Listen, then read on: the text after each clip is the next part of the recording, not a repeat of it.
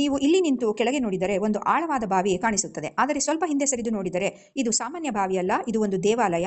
ಆದರೆ ತಲೆ ಕೆಳಗಿನ ದೇವಾಲಯ, ಭೂಮಿಯೊಳಗೆ ನಿರ್ಮಿಸಲಾದ ಅದ್ಭುತ ನಿರ್ಮಾಣ. ಹಾಗಾದರೆ ಇದನ್ನು ಯಾರು ಕಟ್ಟಿದರು, ಹೇಗೆ ಕಟ್ಟಿದರು ತಿಳಿಯೋಣ ಬನ್ನಿ.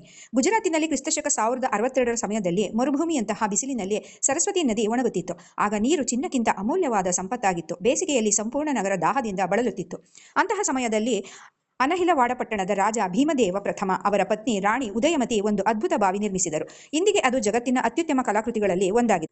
ಅದನ್ನು ರಾಣಿ ಕಿ ವಾವ್ ಎಂದು ಕರೆಯುತ್ತಾರೆ. ಈ ಬಾವಿ ನಿರ್ಮಿಸಲು 2 ತಂತ್ರಗಳನ್ನು ಬಳಸಿದರು. ಮೊದಲನೆಯದು ನೆಗೆಟಿವ್ ತಂತ್ರಜ್ಞಾನ. ಮೊದಲು ಭೂಮಿಯನ್ನು ಕೊರೆದು 65,000 ಟನ್ ಮಣ್ಣನ್ನು ತೋಡಿ ತೆಗೆದರು. ಎರಡನೆಯದು ಪಾಸಿಟಿವ್ ತಂತ್ರಜ್ಞಾನ. ನಂತರ ಕೆಳಗಿನಿಂದ ಮೇಲಕ್ಕೆ ಕಲ್ಲುಗಳನ್ನು ಜೋಡಿಸಿ ಸಂಪೂರ್ಣ ಕಟ್ಟಡವನ್ನು ನಿರ್ಮಿಸಿದರು.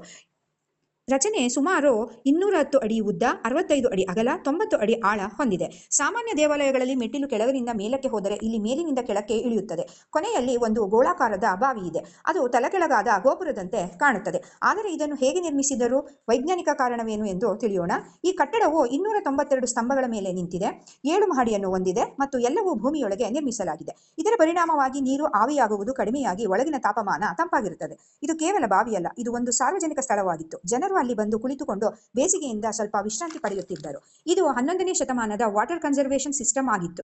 ಇದರೊಳಗೆ ದೇವತೆಗಳ 500ಕ್ಕಿಂತ ಹೆಚ್ಚು ದೊಡ್ಡ ಮೂರ್ತಿಗಳು ಮತ್ತು 1000ಕ್ಕಿಂತ ಹೆಚ್ಚು ಸಣ್ಣ ಮೂರ್ತಿಗಳಿದ್ದವು. ಅತ್ಯಂತ ಆಶ್ಚರ್ಯಕರ ವಿಷಯವೆಂದರೆ ಒಂದು ಸ್ಥಳದಲ್ಲಿಯೂ ಗಾರೆ ಬಳಸಿಲ್ಲ. ಪ್ರತಿಯೊಂದು ಕಲ್ಲು ಮರದ ಇಂಟರ್ಲಾಕ್ ತಂತ್ರಜ್ಞಾನದಿಂದ ಜೋಡಿಸಲಾಗಿದೆ. ಈ ಅದ್ಭುತ ನಿರ್ಮಾಣವು 600 ವರ್ಷಗಳ ಕಾಲ ಭೂಮಿಯೊಳಗೆ ಹೂತು ಹೋಗಿತ್ತು. ನಂತರ 1940ರಲ್ಲಿ ಬ್ರಿಟಿಷರು ಉತ್ಖನನ ಪ್ರಾರಂಭಿಸಿದರು. 1986ರಲ್ಲಿ ಪುನರ್ ನಿರ್ಮಾಣವಾಯಿತು. 2014ರಲ್ಲಿ ಇದನ್ನು ಯುನೆಸ್ಕೋ ವಿಶ್ವ ಹೆರಿಟೇಜ್ ಸೈಟ್ ಎಂದು ಘೋಷಿಸಲಾಯಿತು.